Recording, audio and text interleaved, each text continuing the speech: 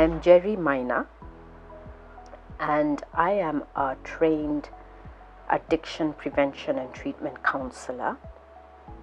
I'm also a business consultant and a trainer, and for the last 20 years, my focus has been on behavior change. I work with young people, and my passion is to see them adopt appropriate behavior to enable them reach their destiny. Addiction is a mental disorder that is characterized by an individual's inability to self-regulate or control themselves. And in addition, their inability to control the urges or the cravings they have for either this substance they're taking or a habit or an action they're in. So there are an array of things that people can get addicted to.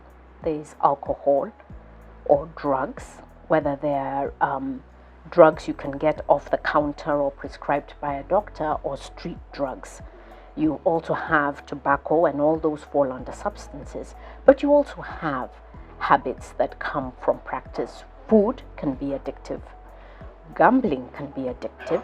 And other actions, sex can be addictive. Addiction is not just an individual problem. It is said to be a family disease and a society disease. Now, there are two aspects to addiction and how it impacts someone. There is the physical aspect for addiction, and there is also the psychological. Now, the physical is where I would describe the impact of substance or actions taken that actually alter the brain. So when we talk about addiction, we're talking about an altered brain, a brain now that is completely dependent on this action, habit, or substance that one is taking. How would I know that I am actually in the realm of addiction? The first one is tolerance. Now, usually you find that when people start taking up habits of drinking or substance use or any of those other habits, they start little. It's usually exploring. They're probably interested. They're curious. It's an experiment. They're daring. So they usually start small, and then eventually it becomes a social drink. That's what you do when you're hanging around friends. Now, when it starts to get into the realm of addiction is when it goes beyond the social drinking. And now someone takes away time from their own social lives and people to drink. And they start to drink a bit more. They start to get this group of people, my gang, who go in to drink. And you see there's more of a concentration, more of a focus on now him drinking, in as much as he's drinking with other people, but it now becomes quite an activity that he is doing and he's kind of dedicated to. So that's where the dependency starts growing, and that's where we have the word we call tolerance. Because when I first took a beer, I felt nice, I felt high. With tolerance, the more I take, I'll need to take a bit more to feel the same nice I felt. And that's where the tolerance comes. I took one bottle of beer and it was okay. The next time I need to take 3 to feel the same way. And then eventually the tolerance just grows and grows. I need to take more to get the same feeling. Now, ultimately, what that does, because you see, you are adjusting, you are changing the chemical balance of your brain, is that now you get into withdrawal. Now, withdrawal is the final stage of a show of addiction, or what we call alcoholism, if it is alcohol.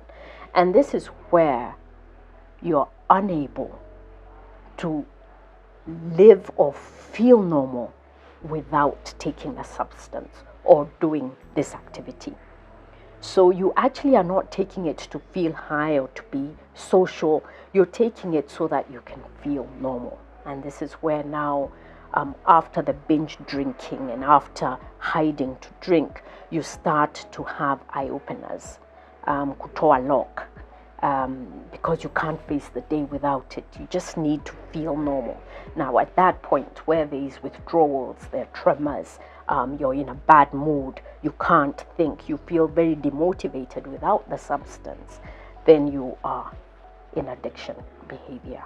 For the last 3 years, I've been focusing on counseling for addiction prevention and treatment. And many people ask me why I ventured into that. I observed a lot of young people in corporates who begin really well and enthusiastic, they've got their dream job. But a couple of years later, they have drinking and drug problems. And due to the culture that is found in the city and in corporates, where drinking and alcohol is really elevated and encouraged, a lot of young people tend to adapt to this drinking. And for many, it becomes an addiction. Therapy offers a solution. It offers help to people who may have a challenge in managing their lives, whether it is through addiction of substances or action. And for me, my passion is to see a life restored and to also redirect young people to making appropriate choices. The most common addiction in this country is to alcohol. And remember that alcohol is legal. And so we have array of where you can consume this alcohol legally, especially if you're of a legal age of consuming alcohol. So there is a lot of misuse of alcohol. I think the second from the NACADA research is tobacco, is cigarettes. Again, another legal commodity. But that's usually the highest. What we're finding a close third is cat, and then of course the marijuana. And these are, again, very toxic drugs that are consumed with very little restraint. NACADA research has shown that each time they do this research, the age group of people consuming these drugs is getting lower and lower. You find we have a very big number now of people who have tried either alcohol or cat or marijuana from primary school. As I mentioned earlier, addiction is a mental disorder. There are many schools of thought. However, our school of thought with NACADA and SAPTA is that it is a mental disease. And that has heavy implications on treatment. One, you do need assistance. Let me give an example of withdrawal of alcohol.